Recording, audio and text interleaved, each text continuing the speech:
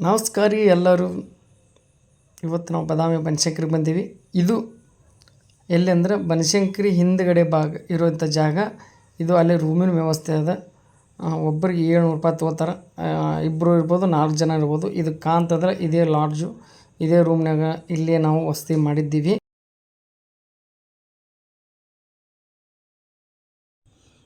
ನಮ್ಮ ಇದ್ರಿಗೆ ಕಾಂತದಲ್ಲಿ ಇದು ಮಲ್ಗಂಬ. ಇದ್ರ ಮ್ಯಾಗ ಹತ್ತುವಂಥದ್ದೊಂದು ಪ್ರಯತ್ನ ಮಾಡ್ತೀನಿ ನಾನು. ಬರ್ರಿ ನೋಡೋಣ ಒಳಗಡೆ ಹೆಂಗದಂತ. ಇದೆಲ್ಲ ಚಾಲುಕ್ಯರ ಕಾಲದಾಗೆಲ್ಲ ಆಗಿದ್ದೆ ಇದು. ಇಲ್ಲಿ ಒಳಗಡೆ ನನಗನ್ಸ್ಮಟ್ಟಿಗೆ ಮೆಟ್ಲು ವ್ಯವಸ್ಥೆ ಇಲ್ಲ, ಬಟ್ ಕಲ್ಲುಗಳ ಅಲ್ಲೆಲ್ಲಿ ಬಿಟ್ಟಾರ. ಆ ಕಲ್ಲು ಮೇಲೆ ಹತ್ತಿ ಹೋಗ್ಬೋದು, ಆದ್ರೆ ಮೆಟ್ಲ ಮಾತ್ರ ಇರಲ್ಲ ಇದ್ರಾಗ. ಇಲ್ಲೇ ಐತೆ ನೋಡ್ರಿ, ಈ ಥರ ಅದು ಮೇಲ್ಗಡೆ ಕಿಂಡಿ, ಇದರಿಂದ ಮೇಲ್ಗಡೆ ಹೋಗ್ಬೇಕು ನಾವು. ಬಂದಿವಿ. ಇದು ಮ್ಯಾಗೆಲ್ಲ ಕಾಣ್ತದೆ ನೋಡ್ರಿ. ಇದು ಗುಡಿ. ಅಲ್ಲಿ ಹಿಂದ್ಗಡೆ ಇಡೋದು ಅದು ರೂಮ್, ಇದು ಮತ್ತು ಎಡಗಡೆ ಇರೋದು ರೂಮ್. ಫ್ಯಾಮ್ಲಿ ಇದ್ದಾಗ ಕೊಡ್ತೀನಿ ಅಂದ್ರೆ, ಹಿಂಗಾಗಿ ನಾವು ಬ್ಯಾಚುಲರ್ ಹೋಗಿದ್ದು, ನಮಗೆ ಕೊಡಲಿಲ್ಲ ರೀ. ಅದಕ್ಕೆ ಹಿಂದ್ಗಡೆ ರೂಮ್ನಾಗ ಇದ್ದೇವೆ ನಾವು. ನೋಡಿ ಎಷ್ಟು ಮಸ್ತ್ ಅದು.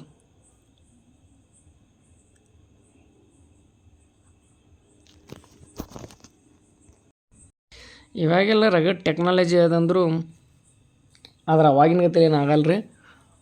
ಅವ್ರು ಎಷ್ಟು ಅಚ್ಚುಕಟ್ಟಾಗಿ ಕಟ್ಟ್ಯಾನು. ಈ ಥರ ಕಿಡಿಕಿಯಲ್ಲಿ ಏನಂದ್ರೆ ಎಷ್ಟು ಹೇಳಿದ್ರೆ ಕಮ್ಮಿ ಬಿಡ್ರಿ. ಹಂಗೆ ನೋಡ್ರಿ, ಇಲ್ಲಿ ಬಾದಾಮಿ ಬನಶಂಕರಿಗೆ ಬರೋಕೆ ರೈಲಿನ ವ್ಯವಸ್ಥೆನೂ ಅದ. ಬಾದಾಮಿ ರೈಲ್ವೆ ಸ್ಟೇಷನ್ ಅದ. ಆನಂತರ ಬಸ್ಸಿಗೆ ಬರೋರು ಇಲ್ಲಿ ಬಾಗಲಕೋಟೆ ಜಿಲ್ಲೆದಾಗ ಬರ್ತದೆ ಇದು. ಬಸ್ಸಿನ ವ್ಯವಸ್ಥೆನೂ ಅದ. ಬಾಗಲಕೋಟೆಯಿಂದ 40 ಕಿಲೋಮೀಟ್ರ್ ಅದ. ಬಾದಾಮಿ ರೈಲ್ವೆ ಸ್ಟೇಷನಿಂದ 10 ಕಿಲೋಮೀಟ್ರ್ ಅದ. ಯಾರೇ ಕೇಳಿದ್ರು ನಿಮಗೆ ಹೇಳ್ತಾರೆ. ಮತ್ತು ಹಂಗೆ ಇಲ್ಲಿ ಸುತ್ತಮುತ್ತೆಲ್ಲ ಐತಿಹಾಸಿಕ ಸ್ಥಳಗಳದಾವೆ. ಬಾದಾಮಿ, ಪಟ್ಟದಕಲ್ಲ, ಐಹೊಳೆ, ಮಾಕೂಟ, ಶಿವಯೋಗಿ ಮಂದಿರ ಎಲ್ಲ ಈ ಬಾದಾಮಿ ಸುತ್ತಮುತ್ತನ ಬರ್ತಾವೆ.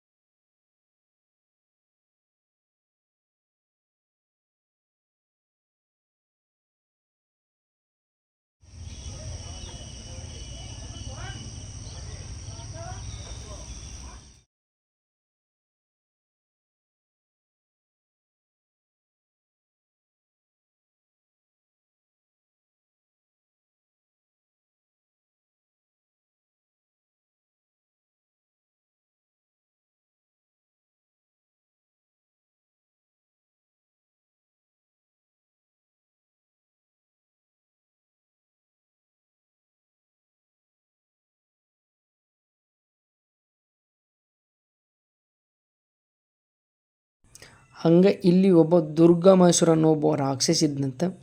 ಅವನು ಇಲ್ಲಿ ಋಷಿಮುನಿಗಳಿಗೆ ಯಜ್ಞ ಯಾಗಾದಿ ಮಾಡೋಕೆ ತುಂಬಾ ತೊಂದರೆ ಕೊಡ್ತಿದ್ದಂತೆ.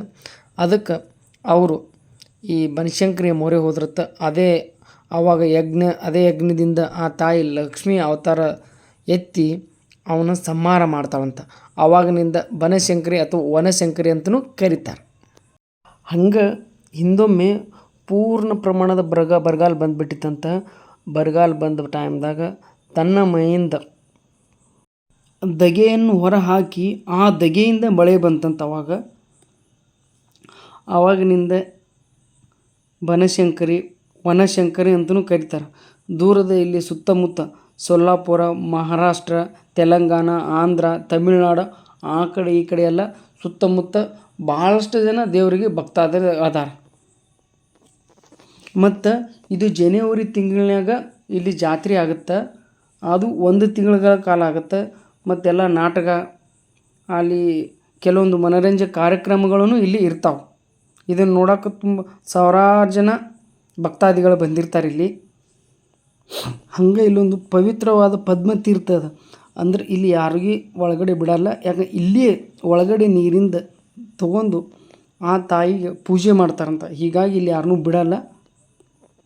ಇದೇ ನೋಡ್ರಿ ಅದು.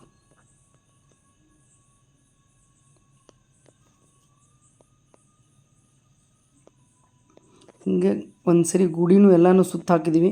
ಇದು ಎಲ್ಲ ಚಾಲುಕ್ಯರ ಕಾಲದಂದಿದು. ಇದನ್ನು ಆ ಟೈಮ್ದಾಗ ಜೀರ್ಣೋದ್ಧಾರ ಮಾಡ್ಯಾರ. ಏನು ಮಲ್ಗಂಬ ಅದಾವಲ್ಲ, ಇದನ್ನು ಹಬ್ಬದ ಟೈಮ್ದಾಗ ಅಂದ್ರೆ ಜಾತ್ರೆ ಟೈಮ್ದಾಗ ಇಲ್ಲಿ ಎಲ್ಲ ದೀಪ ಹಚ್ತಾರೆ. ಈಗ ಒಳಗಡೆ ಬಂದ್ವಿ, ಆ ತಾಯಿ ದರ್ಶನ ಮಾಡಿದ್ವಿ. ಯಾರೆಲ್ಲ ವಿಡಿಯೋ ನೋಡತ್ತೀರಿ ಲೈಕ್ ಮಾಡಿರಿ, ಸಬ್ಸ್ಕ್ರೈಬ್ ಮಾಡಿರಿ. ನಮಸ್ಕಾರ ರೀ.